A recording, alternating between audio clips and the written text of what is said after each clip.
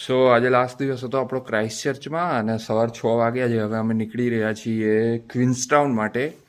રસ્તામાં 3-4 પ્લેસીસ છે, જેમ કે લેક ટેકાપો, લેક પુકાકી, લિન્ડીસ પાસ, પછી શું હતું ફેરલી અને એક ક્લિપ્સ છે, ક્લે ક્લિપ્સ. તો ત્યાં બધે જ જવાનો ટ્રાય કરીશું. આખી ડ્રાઈવ 10 કલાક જેવી છે અને જો અમે બધી જગ્યાએ ઊભા રહીએ તો 13 થી 14 કલાક ત્યાં આગળ ક્વીન્સટાઉન પહોંચતા થઈ જશે. પણ હા, મેક્સિમમ ટ્રાય કરીશું કે જગ્યાઓ કવર કરીએ, કારણ કે અમારે જોવી છે. અને વચ્ચે માઉન્ટ કુક પણ આવે છે, એ બહુ જ બ્યુટીફુલ વ્યૂઝ હોય છે એના. હોપફુલી જો બહુ વરસાદવાળું વાતાવરણ ના હોય તો મજા આવશે.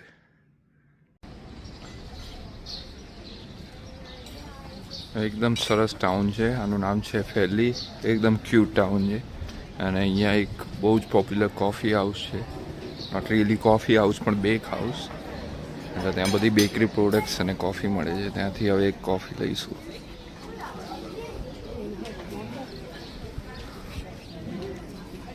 અત્યારે અમે ફેરલી ટાઉન પહોંચી ગયા છીએ.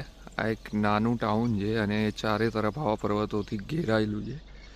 અને આઈ થિંક આમાંથી એક માઉન્ટ કુક છે, જે ન્યૂઝીલેન્ડનો બહુ જ ફેમસ પહાડ છે, જેમ આપણા ત્યાં હિમાલય છે એમ. આ જે મકાનો દેખાઈ રહ્યા છે એ ટાઉન હતું. ત્યાંથી અમે એક કોફી લીધી અને હજી બધું ખુલ્યું નહોતું. ઇન્ફોર્મેશન સેન્ટરમાં ગયો, મેં કીધું કંઈ મળે જોવા જેવું તો ત્યાં જઈ આવું, પણ એ ક્રિસમસના કારણે બંધ છે અત્યારે જાન્યુઆરી સુધી. સો અમે લેક ટેકપો તરફ જઈ રહ્યા હતા અને રસ્તામાં ઊભા રહ્યા છીએ અને તમે જુઓ તો રસ્તાની ચારે તરફ આવા સ્નોવાળા પર્વતો છે અને એટલું બ્યુટીફુલ દેખાઈ રહ્યું છે. કેમેરામાં એટલું સારું નથી લાગી રહ્યું, નોટ શ્યોર વાય, પણ રિયલમાં એટલું બ્યુટીફુલ લાગી રહ્યું છે. આ જગ્યા એકદમ એવું લાગે કે તમે સ્વર્ગમાં જઈ રહ્યા છો. સો અમે લેક ટેકપો પહોંચી ગયા છીએ અને તમે મારી પાછળ જુઓ કે કેટલું બ્યુટીફુલ જગ્યા છે. અને લોકો કહેતા હતા કે ન્યૂઝીલેન્ડમાં ક્વીન્સટાઉન બહુ જ બ્યુટીફુલ છે અને હજી અમે ક્વીન્સટાઉન પહોંચ્યા જ નથી. રસ્તામાં 2 લેક છે, એમાંથી એક પર અમે ઊભા રહ્યા છીએ અને તમે એને જુઓ એ કેટલું બ્યુટીફુલ છે. આના પછી હું પાછળના કેમેરાથી પણ એક શોટ નાખીશ, જેથી તમે એને સારી રીતે જોઈ શકો.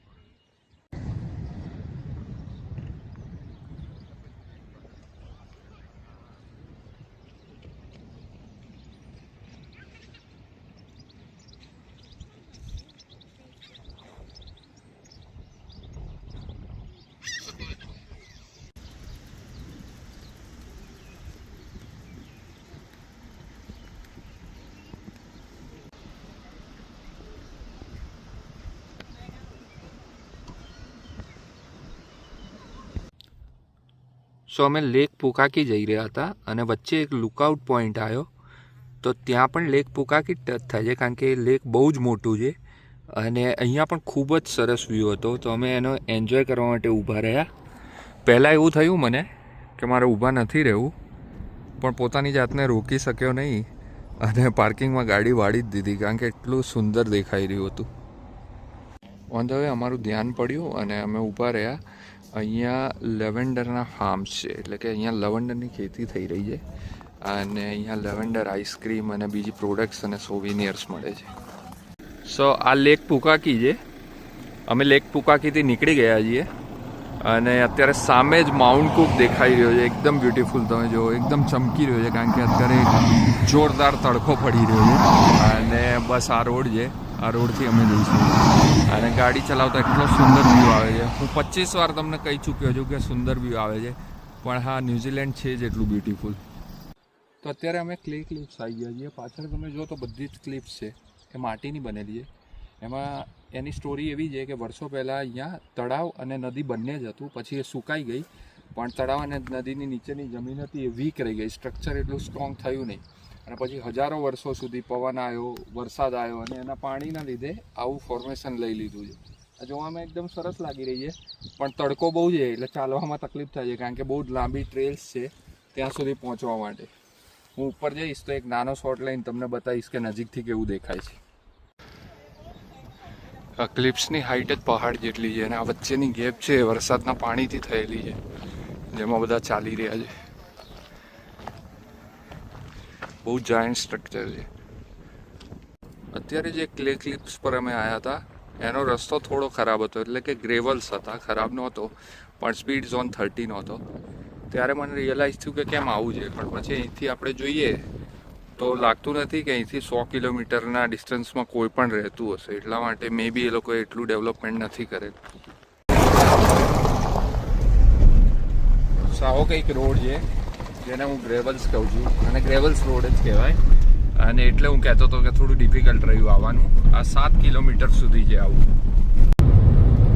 અમે લગભગ છેલ્લા 100-200 કિલોમીટરથી ગાડી ચલાવી રહ્યા છીએ અને રોડની બંને તરફ આવી રીતે લવંડરના પ્લાન્ટ્સ છે. બંને તરફ એકદમ લવંડર દેખાઈ રહ્યા છે ફ્લાવર્સ, અને કેટલાક વ્હાઇટ ફ્લાવર્સ બી છે, એ બી કદાચ ટાઈપ ઓફ લવંડર છે. વિડીયો સ્ટાર્ટ થતી વખતે મેં કીધું હતું કે અમે લિન્ડીસ પાસ જવાના છીએ. એ ખાલી એક રોડ છે અને તમે જુઓ તો ચારે બાજુ જે પહાડો છે એ આખા ગ્રીન કલરના કવર થઈ ગયા છે. આઈ થિંક એ સર્ટેન ટાઈપના પ્લાન્ટ્સ છે જે એને કવર કરી રહ્યા છે, અને આખો રસ્તો અને એની આજુબાજુનો નજારો એકદમ ગ્રીનિશ લાગી રહ્યો છે, એટલે આંખોને એકદમ ઠંડક મળી રહી છે.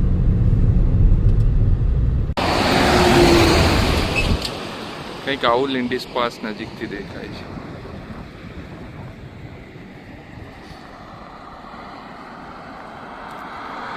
ઓલમોસ્ટ 15 કલાક ગાડી ચલાવ્યા પછી અને 5-6 જગ્યાએ અલગ અલગ વસ્તુઓ જોયા પછી હવે અમે ફાઇનલી રૂમ પર આવી ગયા છીએ અને ટાઈમ થયો છે 9:15. હવે થાકી ગયા છીએ, ભયંકર થાક લાગ્યો છે. થોડું ખાઈશું અને પછી સૂઈ જઈશું. આજના વિડીયોમાં બસ આટલું જ.